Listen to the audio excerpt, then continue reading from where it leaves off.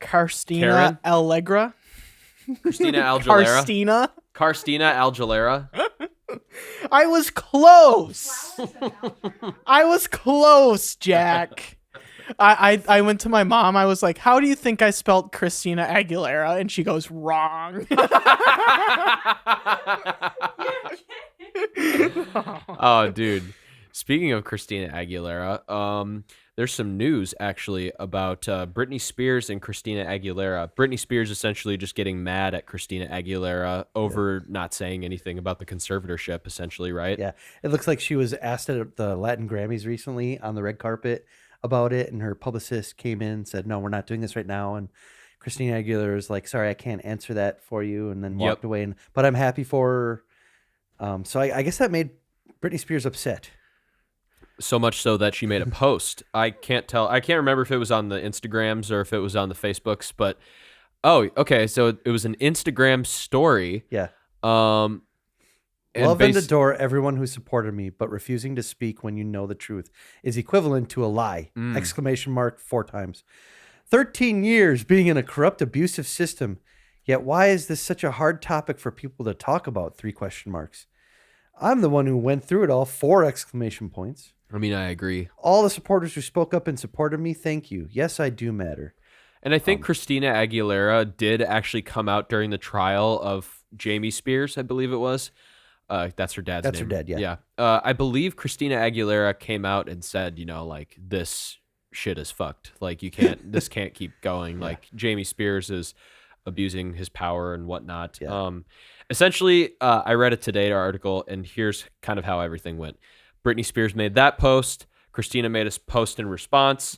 Then people defended Christina, and then people defended Britney, and yada yada yada. And it's just so like, it's drama. It's a little bit of petty drama. It's funny because it's kind of nostalgic because there was kind of this beef, this unwritten, like publicized sort of beef between those two back in like their primes.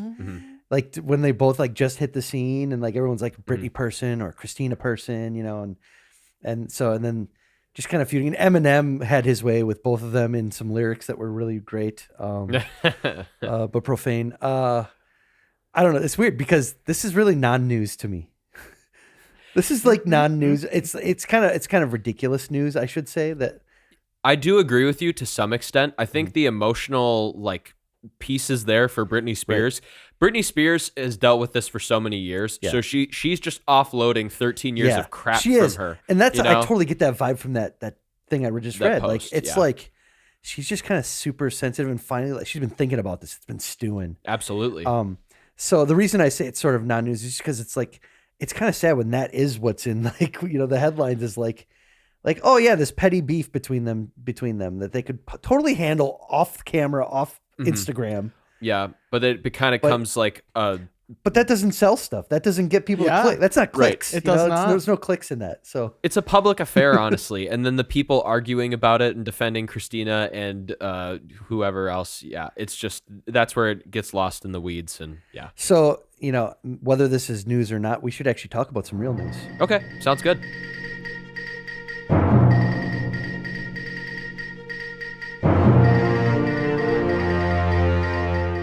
All right, Casey, what's happening in music today? Oh, some really, really sad news. Like a titan of musical theater has passed away. Stephen Sondheim, age of 91. And I mean, maybe you're not as familiar with Stephen Sondheim, and that's okay because, you have to be kind of a music theater person, really. You mean a big dork? A big dork. Okay. Yeah, I mean, really, like a huge theater nerd, which I am. I mean, so he studied under Oscar Hammerstein, but he did the lyrics for West Side Story. Oh, wow. He wrote Sweeney Todd, the Demon Barber of Fleet Street. He did, gosh, there's so many. That, I mean, I'm just taking off the top of my head. Into the Woods, which is a really just classics. Big classic. Yeah. And then, and a little night music. He wrote the song "Send in the Clowns." I mean, he's just a pioneer, and so the entire music world was sort of like up in arms because he passed away. And I mean, he was 91, so.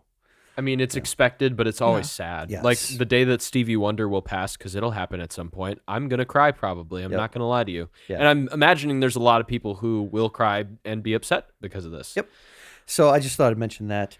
Also in the news recently is the Grammy nominations have come out. Here we go. And as we've done in the past on this show, we love to just kind of analyze what are all these categories and why are there so many categories and which ones are, like kind of like important and which ones are like brushed aside and never make the actual aired show. Like in the one it's on CBS or ABC, whatever it airs on. Mm-hmm. There's only like a limited number of this list that actually make that show. And that's for the live like primary show. And I think there's even a second Grammys called like the Tech Grammys. It's like the technical ones. And then like, and they actually have a ceremony, but it's not aired on television. It's not aired on television. However, there's a whole like live performance band thing. Like it's a whole award show. Which would be really cool. I'd love to go to that one. That would be cool, yeah. Sometime. But it's for us dorks. Let's get moving forward Let's take a look at what's on here real quick. Yeah. So again, we're always confused about record of the year versus song of the year versus album of the year. We know album of the year is clearly an album, like a traditional album where there's multiple songs on it. Right. As we've learned, thanks to Hannah, record of the year is the artist and producer, right? So it's usually a song. It looks like all of these are just songs. And then song of the year is the artist and the songwriter. Okay. Yes. That is such a subtle distinction. And there's so many other ones. Then there's like best performance in several different categories. And it's just, it's very confusing. Wait, stop right there though. Is performance a live performance? No, not necessarily. Okay, and then it's just a song. It's just a song. Right? It's like best song, basically. It's just another version of best song. Oh my God. Dumb. It probably comes down to, again, who gets the award for it. You know what I mean? Like, yeah. So I don't know. It's just weird, but let's just take a look at a few of these here real quick. I'll fire off a few. Mm-hmm. So record of the year, I Still Have Faith in You. ABBA's on this list. Crazy. Freedom by John Batiste. John Batiste is nominated 11 times, which is awesome. He's really great. Pianist for Stephen Colbert Show. Yep. Oh, sweet. I Get a Kick Out of You. It's a classic tune done by Tony Bennett and Lady Gaga. He loves his duets with current pop stars. Peaches by Justin Timberlake. We've looked at some songs off. No, Justin Bieber. Justin Timberlake. Justin Bieber. I think we looked at Peaches once before. Yes, thank you. Thank you. You need that one. It's correct. Right on Time, Brandy Carlisle. Kiss Me More, Doja Cat, we've talked about that one. Happier Than Ever, Billie Eilish, we talked about that one. Montero, Lil Nas X. Good Man, one. we've done all these pretty much. Driver's License, Olivia Rodrigo, and Leave the Door Open, Silk Sonic. Yeah. Well, at least our show was a somewhat good predictor of what was going to be at the top of record of the year. Yes. So album of the year real quick, We Are, John Batiste. It's a lot of the same people. Tony Bennett, Lady Gaga, Justin Bieber's album, Doja Cat's album, Billie Eilish's album, Her is the album, which is a good one. Lil Nas X's album, Olivia Rodrigo's album, Taylor Swift's album, Evermore, and Donda by Kanye West. Donda. It's the first song. It's the first song. I know. Donde está? I remember that.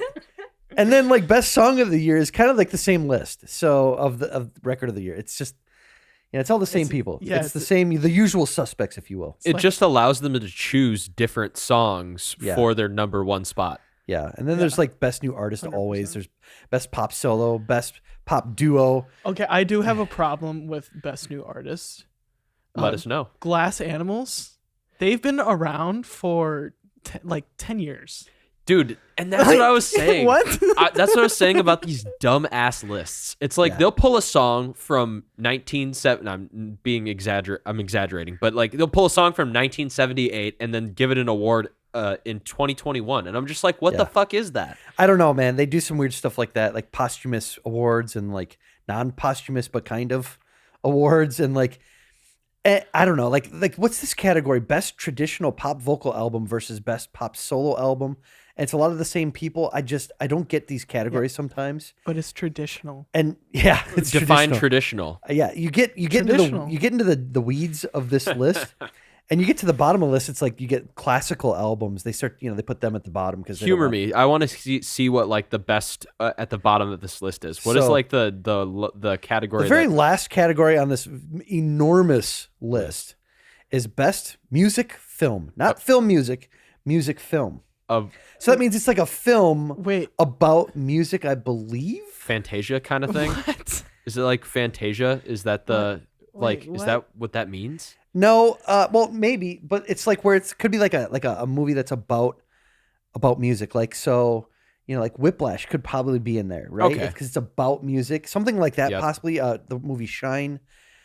Best music video is way down the list, surprisingly. There we go. Contemporary classical composition.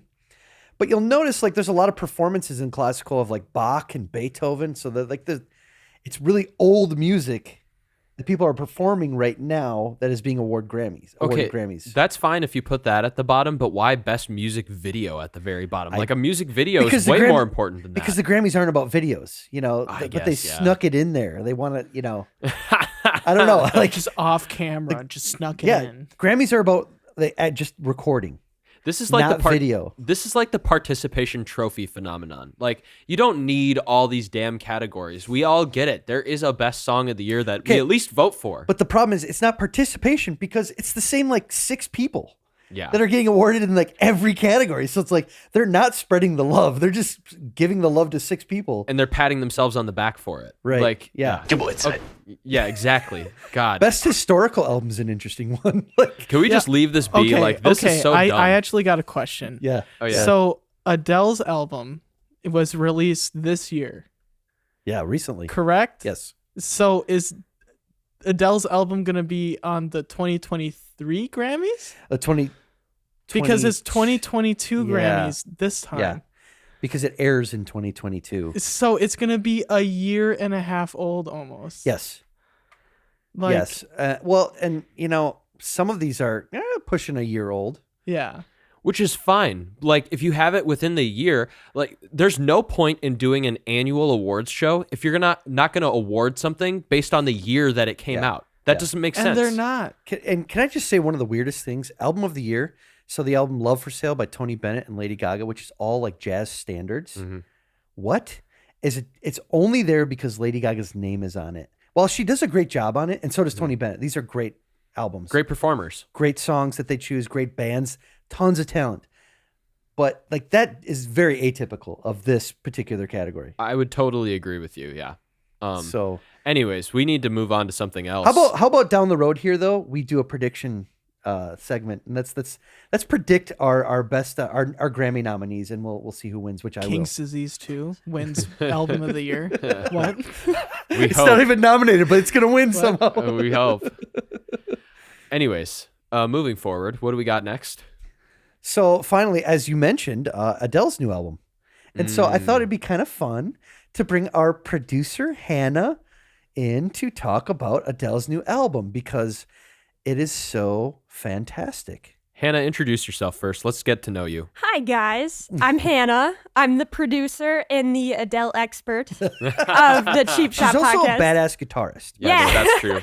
I play guitar. Yeah. I was taught by one of Casey's like good friends. Good friends, so. yep. Yeah, so we're connected. Yeah.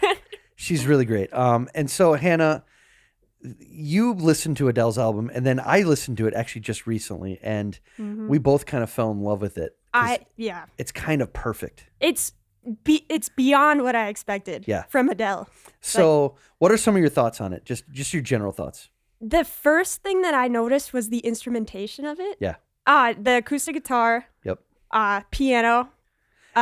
Strings. Lots of trumpets. Full orchestra. Yeah. Like it's amazing. It's amazing, and it's very raw too. That's another thing. Yeah. What else? The vocals, the lyrics. Yeah. The one song, My Little Love, with her daughter, it has samples of Adele talking with her daughter. And it's so, like, you can see into her, I don't know what she's going through, because this is about her divorce and all these strong emotions she's feeling. There's definitely a theme, and it's definitely a theme of heartbreak, heartache. Yes. She talks about one song is like all about complacency and how could you be so lazy? Yeah. You know, and I was just like, man, it like some of it was like so striking. And I personally thought this was such a mature album. Yes. I had the same thought. Mature. Yeah. It was mature. It sounds like Sinatra in his later years, like in the maybe, well, not the later years, but later 60s recordings where he had like these beautiful string sections. It was more serious, just mature, you know? And yeah, it's definitely different than Rolling in the Deep or, you know. Oh my God. Yeah. It's just so great. And I just couldn't get over it. I kept telling my wife, I'm listening to it while I'm cleaning the house. I got my earbuds in. I kept yelling, I really love this album. Like, you need to listen to it. Like, super loud because I had earbuds in, but I was Yeah. talking because I was excited. Yeah, no, I listened to it while I was working out, and I was like gonna cry while I was like, Yeah, dude. squatting. I was like, It is profound. Like the lyrics alone are so meaningful. Absolutely. Can we actually go through song by song and just kind of give our general take? So let's start with Strangers by Nature, the first song off the album.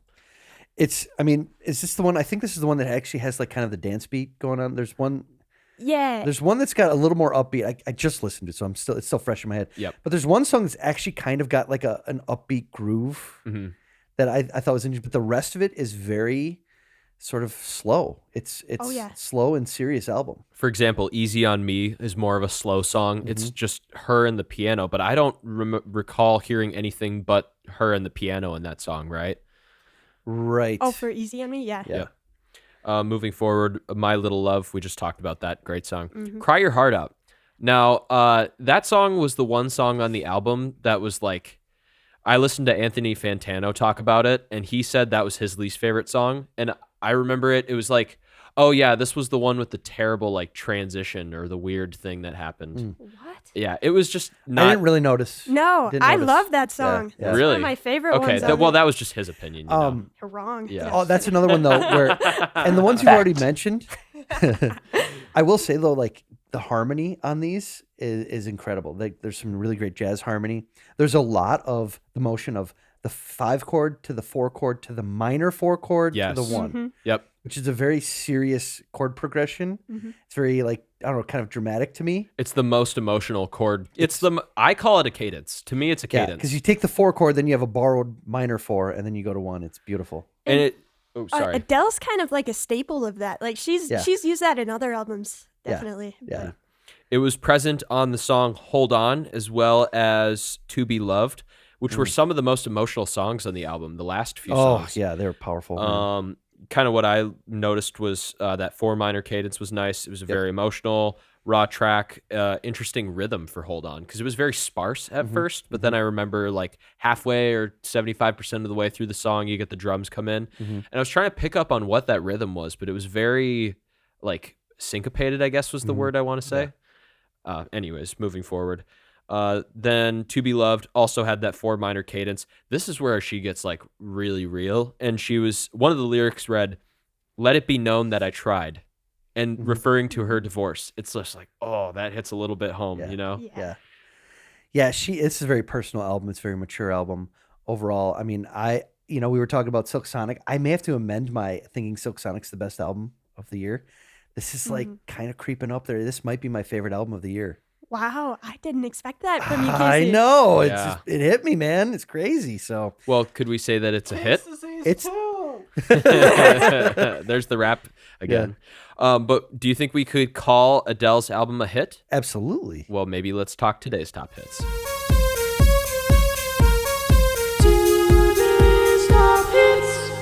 All right, guys. I'm Prison Mike.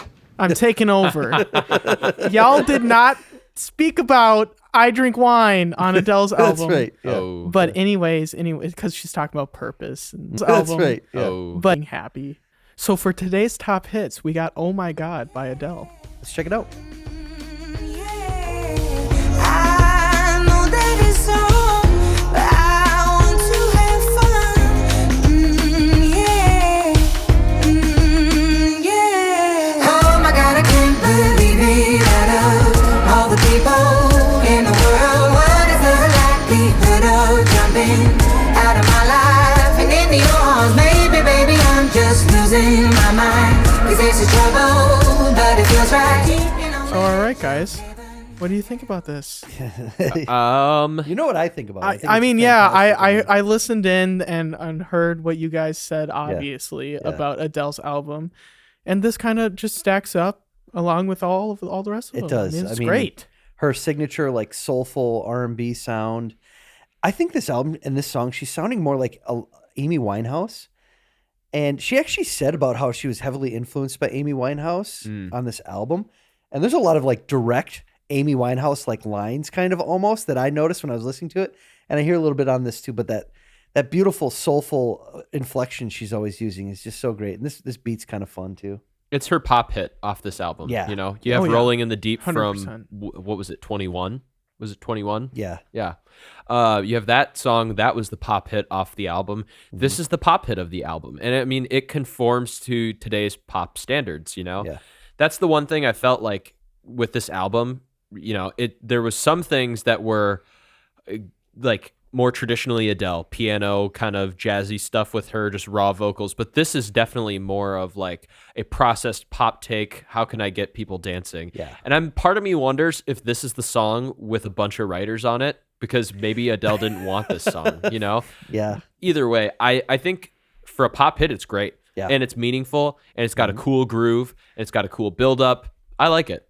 I mean, I think it's really cool that this serious, amazing, mature, fantastic album is penetrating the pop charts. You know, the Spotify top hits are, you know, I think that's super important. And it's just good that there's quality music on that list still, because there's a lot of garbage. Absolutely, that's true. How about Justin? What do you think about the song? Like, You know, I really liked I Drink Wine. I'm not gonna lie. So you still got I Drink Wine on your mind? I still have it on my mind, man. Yeah, So it's just, speaking about favorite songs, let's get into For That We Adore. let's do it. All right, Justin, what do we have for That We Adore this week? So actually, Hannah brought to us the For That We Adore segment. It's 90s songs. Oh, so songs from 1201. Yes, Jack. AM 1990, January 1st. Yes, right. And then Y2K. And then up to Y2K. Yeah. Up to Y2K. Pre Y2K. Yeah. Awesome. So, Jack, what do you have? I chose the song Jeremy by Pearl Jam. Oh, I am not surprised even the least, but let's take a listen. Yeah.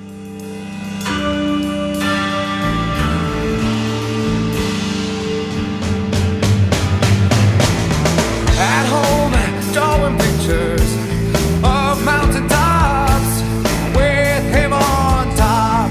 Lemon yellow sun, arms raising a beam.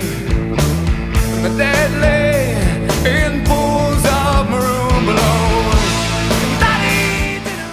Dude, I love this song. I mean, how could I not love this song? It's great, man. Well, first of all, I carry bias, and I mean, it's my favorite, so I get to pick, damn it. I'm Prison Mike. Yeah, exactly. Thank you.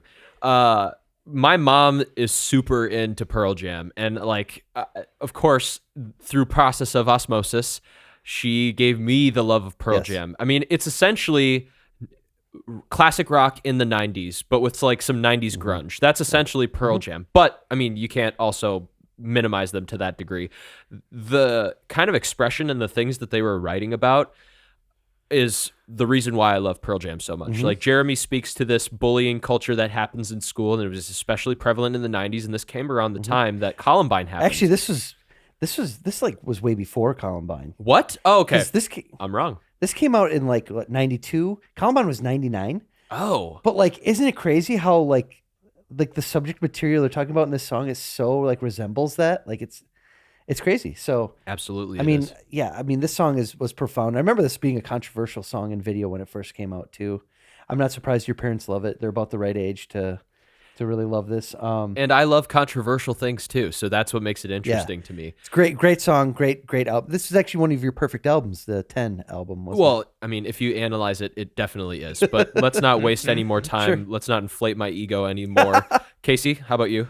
Okay, so I chose but one of my all-time favorite bands still to this day. The song is called Wrong Way by Sublime. Let's check it out. Wrong way. I give her all that I have to give. I'm gonna make it hard to live. Salty tears running down to her chin, and it ruins up her makeup and never wanna give. A cigarette pressed between her lips, but I'm staring at her tits. It's the wrong way. Strong if I can, but I am only a man, so I take her to the can. It's the wrong way. The only family that she's ever had is. All right, Casey, tell us what you love about this song. There's so much to love about this song, this album, this band. Bradley Noel, the lead singer. Everything about this hits so close to home to me. Hits so close to home because I'm a diehard ska fan. Yeah. Especially that 90s third wave ska. Like, it's like a mixture of ska and punk rock. And Sublime epitomized that to me. Like, they were the true definition of ska in the 90s. Plus, they're heavily reggae as well. You know, so and Bradley Nowell's voice is so awesome. It's one of my all-time favorite voices. It's so hard to copy too. I know, it's so distinct, and it just sounds like California white guy singer, you know, like in a lot of ways, but there's something about it. He's got a lot of soul, and it's just such a cool voice. And then I love like that offbeat guitar, the upbeat guitar ska thing. And then it's just, of course, man, it's this is Southern California to me. And I love Southern California, man. I love spending time out there. So everything about this song, to me is just so great. I mean, you put it perfectly, so I have nothing to say. Yeah, no words. That's perfect. Well, Justin, your choice, I really love. That's what do you got for us today? Well, okay. I'm actually going to take over again. I'm Prison Mike. Okay. Because this half of For That We Adore is quite rap heavy. So, you know, just brace yourself. Is there a surprise, though? Yeah, well, it kind of, right? The 90s is very difficult in general because there's so many things. But right. So I'm just going to get into my honorable mentions. Hard Knock Life by Jay-Z. Great one. Yep. Two of America's Most Wanted by Tupac. Come on. It's, anything Tupac. Yeah. Amazing. Cream by Wu-Tang, but obviously we have talked about Wu-Tang before. Great selection. 911 is a Joke, Public Enemy. One of my favorite rappers, MF Doom, and his whole Operation Doomsday album. Yep. And then The Roots released an album in 96. But what could surpass every single one of these? Casey, easily, do you have man. a guess? I'm going to guess something by Biggie Smalls. Biggie. Yes, it is Juicy by Biggie. Let's check it out. This album is dedicated to all the teachers that told me I never amount to nothing. To all the people that lived above the buildings that I was hustling from that called the police on me when I was just trying to make some money to feed my daughter. And all the niggas in the struggle, you know what I'm saying? It's all good, baby. It was all a dream. I used to read Word Up magazine, Salt and Pepper and Heavy D up in the limousine, hanging pictures on my wall. Every Saturday, rap attack, Mr. Magic Molly Mall. I let my tape rock till my tape pop. All right, Justin, tell us why you chose this song. The lyrics. I mean, just the lyrics. Man. Holy shit! The dedication in the beginning of this song is awesome. Man, it's classic. I mean, it's perfect. I mean, it really is in terms lyrics. Of 90s rap. It epitomizes it, first of all, because rap in general, and rap was 15 years old, maybe. It was pretty young, and this came out, and like that beat. Yeah, it's just like it's a quintessential 90s hip hop beat. And of course. I love it. And man, I mean, I just love the timbre of Notorious B.I.G.'s voice. You know, it's kind of like he's got a slight lisp. You know, yeah, it's so you can do so your tongue goes onto your front teeth, right? And so it creates a lisp, but you can do syllables and consonants way faster. Right. It's crazy. Interesting. So okay, I mean. And just, I love the content what he's talking about. Everything is great. Yeah. From negative is the positive. That's in the later verse. God, man. Super Nintendo, Sega Genesis. I mean, come on. But then the beat. Yeah, man. Yeah. The bass line on this song is so funky, It's dude. really cool. It's really cool. It's a real funk. So this is a great selection, man. It's a great song. What about our community choice? Well, talking about funk. Yeah. Dr. Dre and Snoop Dogg. G-Funk? Yeah, nothing but a G thing. Let's check it out. 1, 2, 3 into the 4. Snoop Doggy Dogg and Dr. Dre is at the door, ready to make an entrance, so back on up. Cause you know we're about to rip shit up. Give me the microphone first so I can bust like a bubble. Compton and Long Beach together, now you know you in trouble. Ain't nothing but a G thing, baby. Too loped out niggas, so we're crazy.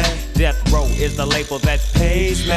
Unfadable, so please don't try to fake this. But back to the lecture at hand.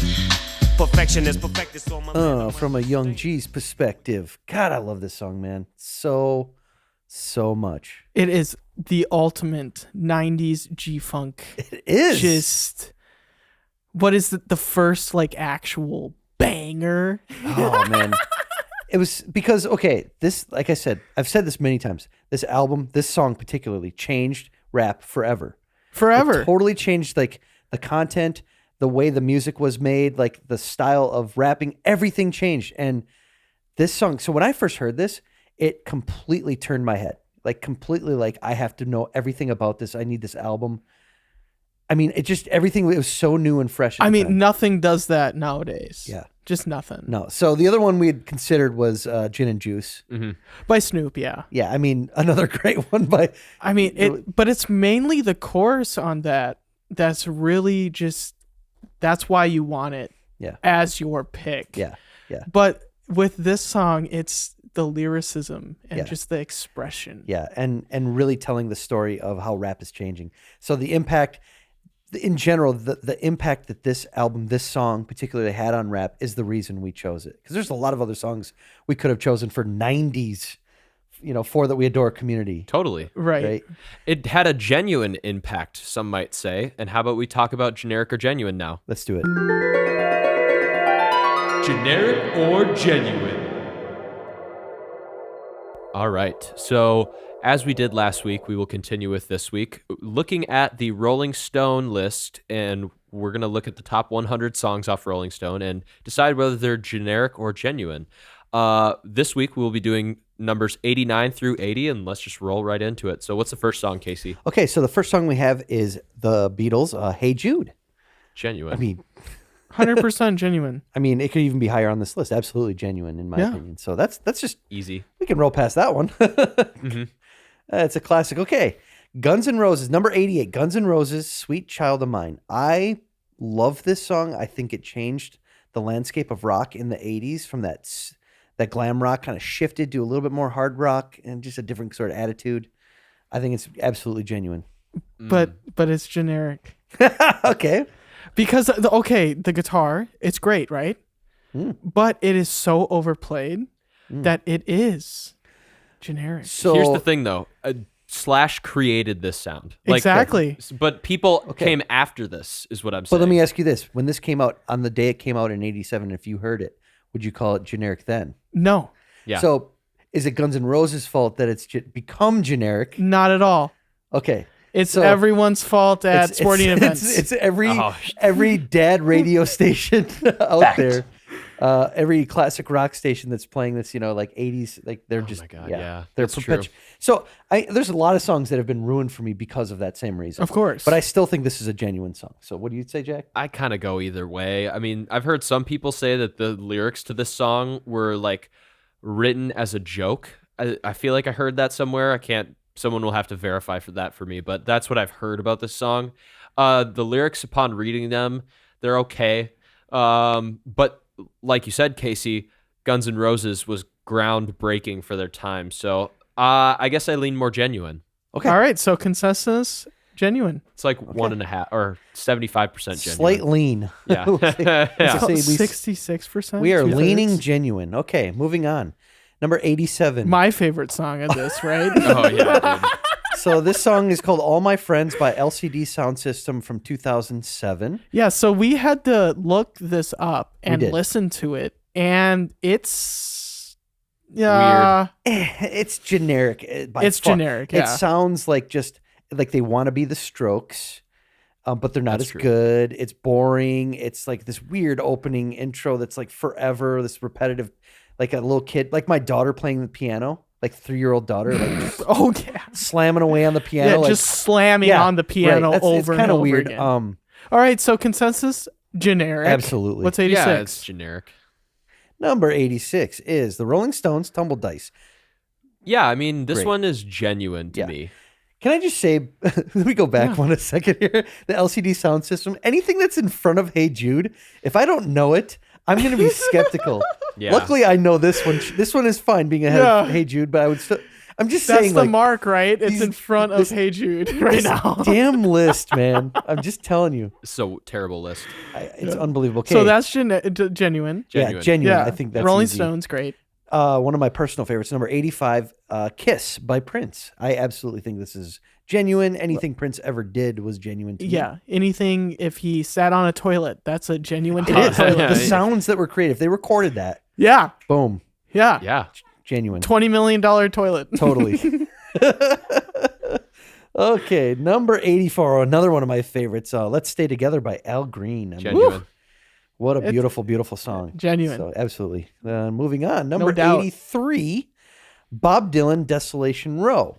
The thing about Bob Dylan is like, you may not like his music, but you have to admit that he was a poet first. Yeah. You gotta before a respect. musician. You gotta respect respect it. that, Yeah. yeah. So I mean- genuine. Absolutely. I mean, I don't love this song, but I totally like the meaning, the story, the poetry behind it. Yeah, I mean, absolutely. Perfect. Genuine. Number 82, Rolling in the Deep by Adele. Speaking of Adele, Yeah, I love this song, man. I think it's absolutely genuine. I thought it was great. And when it came out against all the other pop music that was out there, it stood out. It was special. yeah. But should it be in front of Hey Jude? No, no, probably not. for crying out loud, Rolling Stone. I mean, But remember the other thing too, like they might have shuffled this list around a little bit after having Stairway to Heaven at the number 1 spot No. for 20 years in a row. But honestly, Jack, it goes back to what you said on our last episode when we were doing this. yeah, They're just trying to throw in modern stuff to like kind of force it in there so that younger audiences will click on this article.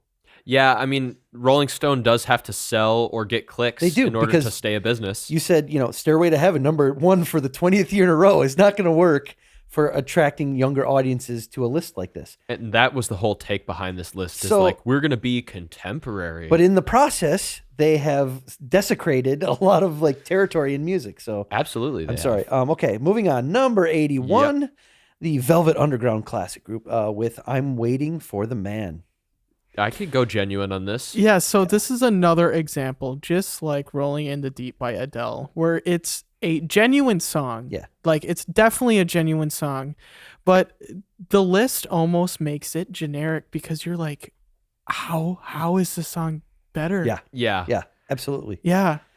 And that's why I'm saying that's a serious problem I have with this list. I'm gonna keep fighting this list. I want to take some action. Like maybe we should seek litigation or something. Let's against shoot Rolling Stone. somebody. How dare I'm Prison you? Mike. No, we gotta do dare the WWE showdown. Yes. Throwdown. I need someone held accountable for this terrible Yeah. list. I will Okay. jump through a table for this list Okay. or against this list. And finally, the last one this week on our generic or genuine Number number 80 is What I Say, by Ray Charles. Absolute classic to me. This is genuine, hands down. yeah. Genuine. What a genuine Hands artist. down. Yeah, we're all in agreement there. So to recap, most of this was pretty genuine. It's just, again, we hate where they're placed on this freaking list. But the one we didn't really like was the LCD sound system the Which, most. I think. that's a shitty name for a band. I don't care what anyone says. That's a shitty name Yeah, for a band. I mean, okay, we did say the UGK Andre 3000 Players International Anthem was generic last week, but okay, come on, it's better than this song. I would absolutely put that in front of this. yes, So this by is, a lot. so of our compiled list of generics, this is definitely the leader, I think, of the most generic. 100%. So this has been the Cheap Shot Music Podcast. Download or stream this episode wherever you get your podcasts. Please leave a like and or a comment on our social medias. It's greatly appreciated. And thank you everyone for listening.